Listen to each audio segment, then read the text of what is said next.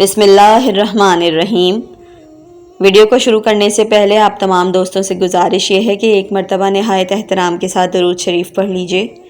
اللہم صلی علی محمد وعلی آل محمد۔ ویڈیوز اچھی لگیں تو چینل کو سبسکرائب کر لیجئے اور بیل آئیکن کو پریس کر لیجئے۔ حضرت ادریس علیہ السلام کے حالات۔ حق تعالیٰ نے فرمایا، اے رسول صلی اللہ علیہ وآلہ وسلم، ادریس کو یاد کرو، یقیناً وہ بہت تصدیق کرنے والے اور بڑے سچے پیغمبر تھے، اور ہم نے ان کو بہت اونچی جگہ بلند کر کے پہنچا دیا۔ کتب معتبرہ میں وہب سے روایت ہے کہ حضرت ادریس علیہ السلام ایک تنومند اور کشادہ سینہ مرد تھے۔ ان کے جسم پر بال کم تھے اور سر پر زیادہ تھے۔ ان کا ایک کان دوسرے کان سے بڑا تھا۔ ان کے سینے کے بال بہت باریک تھے۔ وہ آہستہ گفتگو کرتے تھے، راستہ چلنے میں قدم نزدیک نزدیک رکھتے تھے۔ ان کو ادریس اس واسطے سے کہتے ہیں کہ خدا کی حکمتیں اور اسلام کی خوبیوں کا درس دیا کرتے تھے۔ اپنی قوم میں انہوں نے عظمت و جلال الہی کے بارے میں غور و فکر کیا اور کہا کہ اس آسمان و زمین اور اس خلق عظیم اور آفتاب و مہتاب اور ستاروں اور بادلوں اور تمام مخلوقات کا کوئی خالق اور پیدا کرنے والا ہے، جو اپنی قدرت سے ان میں تدبیر کرتا ہے اور ان کی اصلاح کرتا ہے، لہٰذا سزاوار ہے کہ میں اس کی عبادت کروں جو حق عبادت ہے۔ اس غرض سے انہوں نے اپنی قوم کی ایک جماعت کے ساتھ خلوت اختیار کی۔ ان کو نصیحت کرتے اور خدا کی یاد دلاتے اور خدا کے عذاب سے ڈراتے اور خالق کائنات کی عبادت کی دعوت دیتے تھے۔ اس تبلیغ کے سبب ان میں سے ایک ایک کر کے 7 افراد ان کے ہم نوا ہو گئے، پھر 70 تک تعداد پہنچی، پھر 700، پھر 1000 تک ان کے ہم خیال ہو گئے۔ تو ان سے کہا کہ آؤ ہم نیک ترین 100 اشخاص کا انتخاب کریں، تو ان 1000 میں سے 100 افراد کو چنا، پھر ان میں سے 70 اور پھر ان میں سے 10 اور 10 میں سے 7 نفوس کا انتخاب کیا، اور فرمایا آؤ ہم 7 اشخاص دعا کریں اور باقی سب لوگ آمین کہیں، شاید ہمارا خالق اپنی عبادت کی جانب ہماری رہبری فرمائے۔ غرض ہاتھ زمین پر رکھ کر دعا کی، کچھ ان پر ظاہر نہ ہوا۔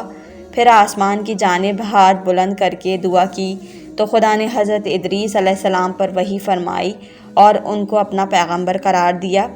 ان کی اور ان لوگوں کی جو آپ پر ایمان لائے اپنی عبادت کی جانب رہنمائی کی، تو وہ لوگ برابر عبادت میں مشغول رہتے اور کسی کو خدا کے ساتھ شریک نہیں کرتے تھے، یہاں تک کہ خدا نے ادریس علیہ السلام کو آسمان پر اٹھا لیا۔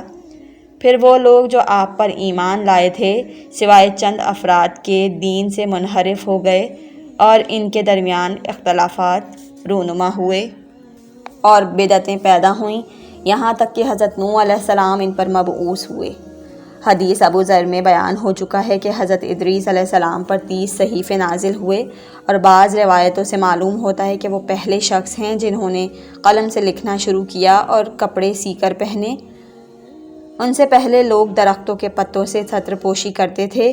حضرت ادریس علیہ السلام خیاطی کرتے تھے اور ساتھ ہی تسبیح و تقدیس، تکبیر و تمجید خدا میں مشغول رہتے تھے۔ بسندھائے معتبر بسیار حضرت صادق علیہ السلام سے منقول ہے کہ مسجد سہلہ ادریس علیہ السلام کا مکان تھا، جہاں وہ خیاطی کرتے اور نماز پڑھتے تھے۔ جو شخص اس جگہ دعا کرتا ہے خداوند عالم اس کی حاجت پر لاتا ہے اور قیامت میں اس کو بلند مقام تک پہنچائے گا جو ادریس علیہ السلام کی جگہ ہے۔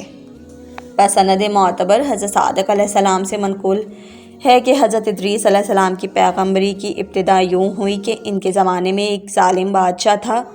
ایک روز وہ سیر و تفریح کے لیے نکلا۔ اس کا گزر ایک زمین سرسبز پر ہوا جو ایک مومن خالص کی زمین تھی، جس نے دین باطل کو ترک کر کے اہل باطل سے بیزاری اور علیحدگی اختیار کر لی تھی۔ بادشاہ کو وہ زمین پسند آئی، وزیروں سے پوچھا یہ کس کی زمین ہے؟ انہوں نے بتلایا کہ فلاں مومن کی ہے جو آپ کی رعایا میں سے ہے۔ بادشاہ نے اس کو بلوایا اور اس سے زمین کی خواہش کی۔ اس نے کہا میرے بال بچے تجھ سے زیادہ اور اس زمین کے محتاج ہیں۔ بادشاہ نے کہا اس زمین کو قیمت لے لو اور مجھے دے دو۔ اس نے کہا نہ میں فروخت کروں گا نہ یوں ہی بلا قیمت دوں گا، اس کا ذکر ہی کرنا چھوڑ دو۔ بادشاہ کو غصہ آیا اور اس کے تیور بگڑ گئے۔ اسی حالت میں غضبناک ہوا اور متفکر واپس ہوا۔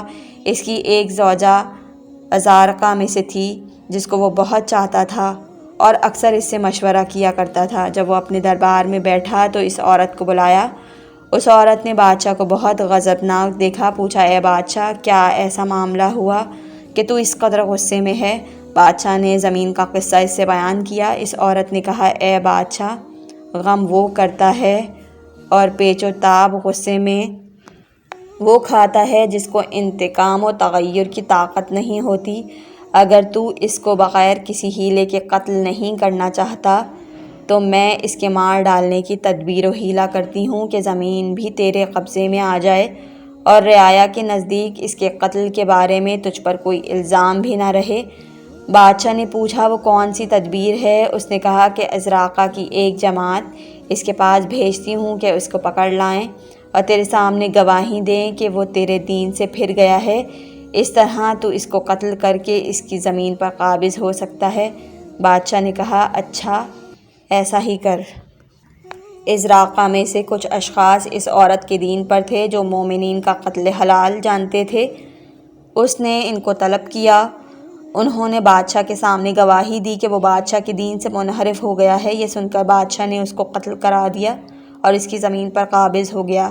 اس مومن کے قتل کی وجہ سے حق تعالیٰ غضبناک ہوا اور ادریس علیہ السلام کو وحی فرمائی کہ اس جبار و ظالم کے پاس جا کر کہو تو نے اس مومن کے قتل پر اکتفا نہ کی بلکہ اس کی زمین بھی غصب کر لی اور اس کے اہل و عیال کو محتاج و مجبور کر دیا۔ مجھے اپنی عزت و جلال کی قسم ہے کہ قیامت میں اس کے بدلے میں تجھ سے انتقام لوں گا اور دنیا میں تیری بادشاہی مٹا دوں گا، تیرے شہر کو برباد کروں گا، تیری عزت کو ذلت میں تبدیل کروں گا اور تیری عورت کا گوشت کتوں کو کھلا دوں گا۔ کیا میرے حلم اور برداشت نے جو تیرے امتحان کا باعث تھا تجھ کو مغرور کر دیا ہے؟